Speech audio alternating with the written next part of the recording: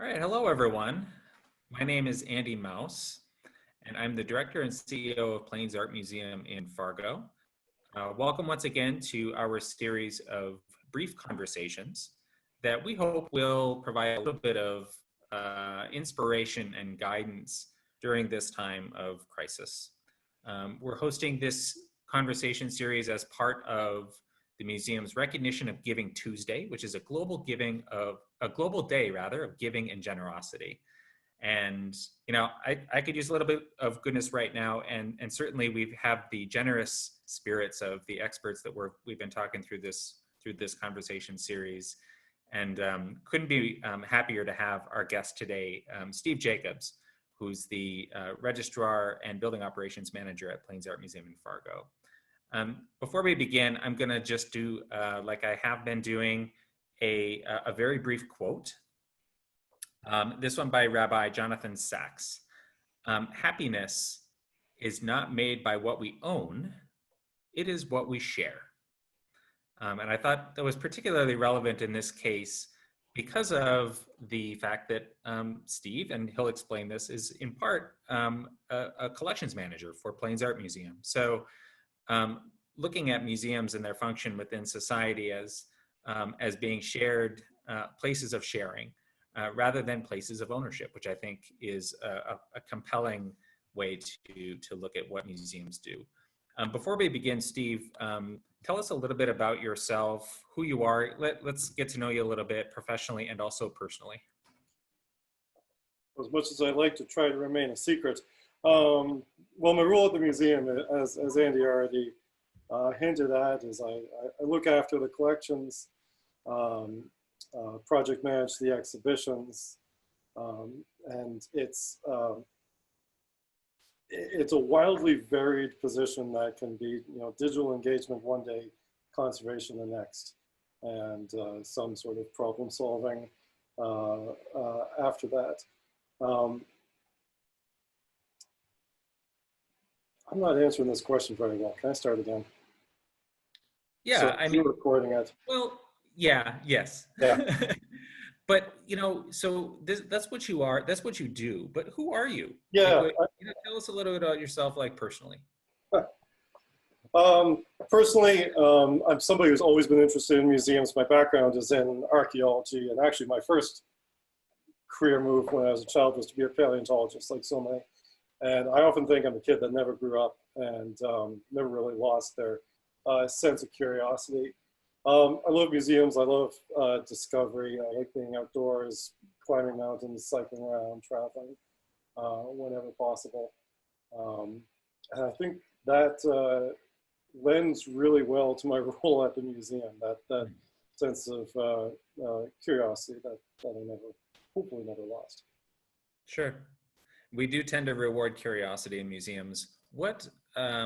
So it's a really complex field, what you do. And you said, it's varied. You have a very broad skill set. And that's one of the reasons that we're so happy to have you at the museum. But, within the various aspects of collections care and facilities care and engagement, all the various things that you're involved in, what would you say are your top areas of expertise? Difficult to narrow down, like you're saying, but just collection management in general, like tracking locations of objects, ensuring that we know what we have in our collection. Any museum that says that they know every single piece they have is probably lying to you. But I'm trying to work towards that as best I can. I'd like to say that problem solving is a definite area of expertise. That's all exhibition production is. How do we get these objects into the building? How do we display them, interpret them, keep them safe and care for them? Outside of that, to be a little bit more specific, history of photography, something I've studied a bit, and since I'm from the other side of the north side of the border, Canadian art history.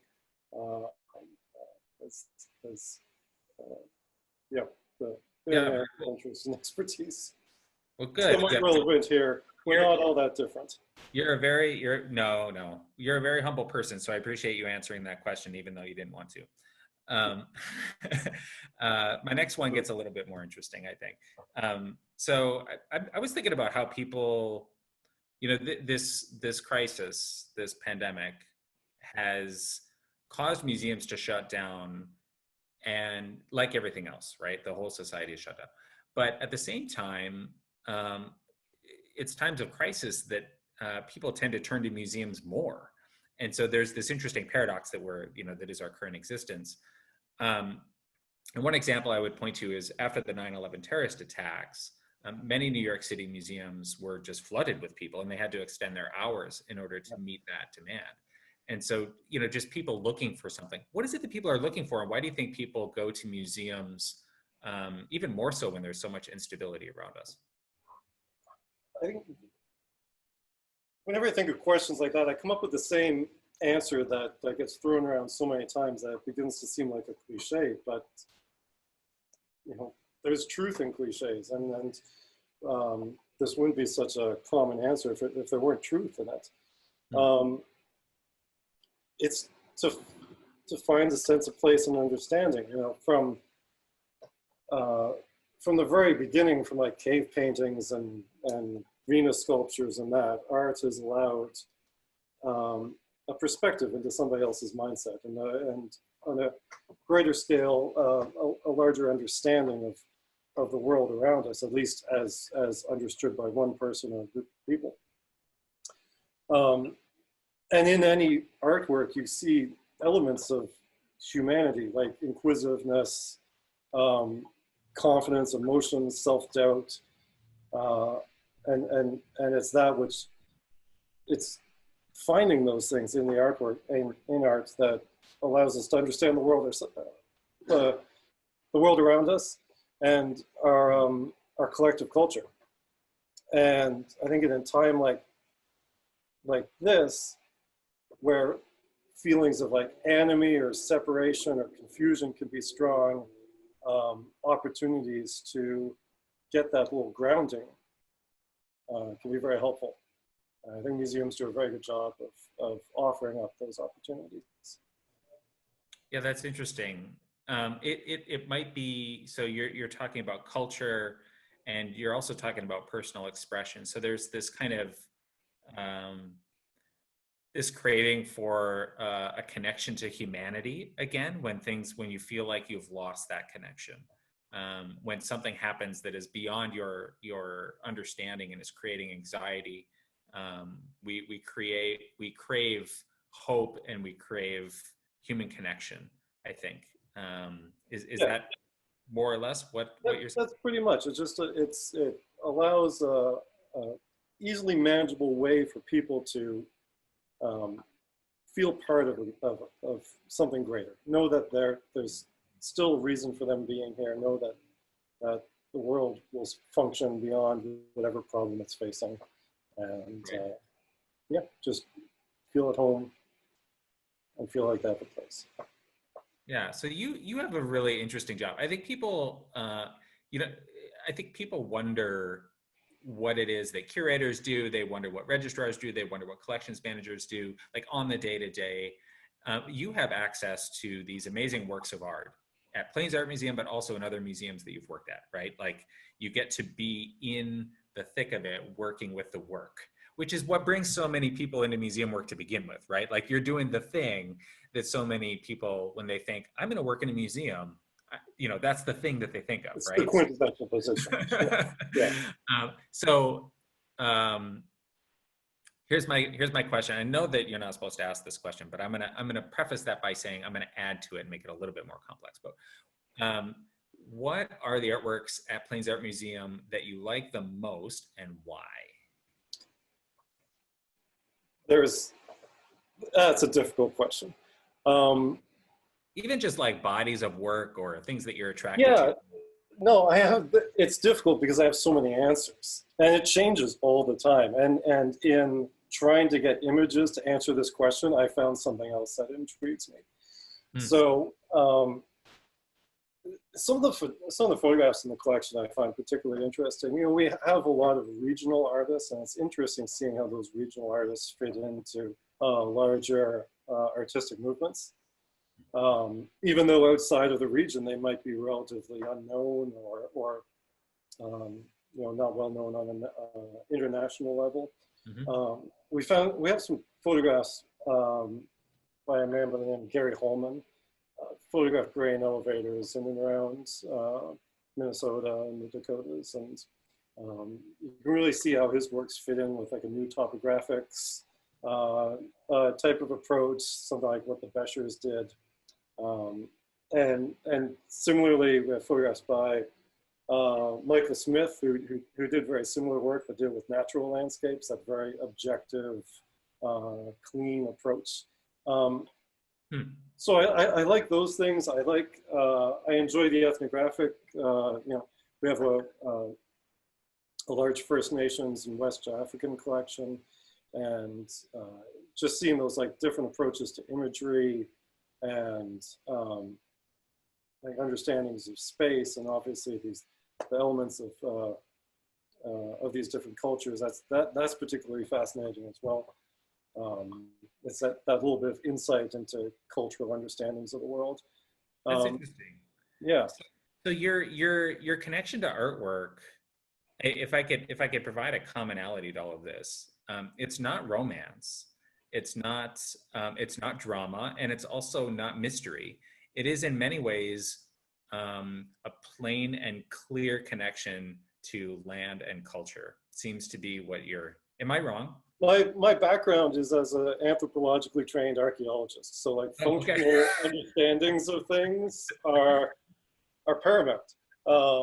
Yeah, we'll do a screenshot later on. It's a piece called Persian Opera that I have actually never seen before. I've only never seen it in person, only seen it in the database. And it's this very colorful acrylic painting of what looks like an explosion in an opera house, and it just doesn't make any sense to me. It raises so many questions. There's got to be some sort of story there, and it's a bit of intrigue. Yeah. There's certainly some mystery. You know, we have some interesting pieces in the collection that don't always have clear explanations as to what their inspiration is or the story behind them. And, sure. Mysteries So are good. It's not all plain narrative then. You're talking about mystery at this point. I think you're identifying works that I didn't even know we had. So these are the conversations that happen between curators, registrars, and directors, and museum leaders of all kinds. We're like, oh yeah, we have one of those. That's amazing. We should use that. That's yeah, definitely. There's surprising depth in that little room downstairs. Well, good. I have one final question, and then feel free and elaborate as much or as little as you would like. But what museum resources, either at Plains Art Museum or anywhere, would you recommend for people who are missing their museums right now? Which I think, I don't know, I'm obviously missing Plains Art Museum, but I'm missing the exploration and the travel and the connection to colleagues and seeing what other museums are doing in the world. And we're in this place right now where that's happening, but in a totally new way. And there's this feeling of risk taking, which is very exciting. But at the same time, I miss the in-person experience of visiting museums. What resources are there that you know of that you find it particularly exciting? Well, believe me, I'm missing it too. This is a really good time to be checking out museums. Collection databases if they have them available online. A good time because, well, that's probably the closest access you have to the collection at the moment, but also because a lot of museums with this shutdown are finding other ways to engage their staff. And a lot of that work, a lot of effort is being put into effectively beefing up the information, the images, the quality of their shared databases.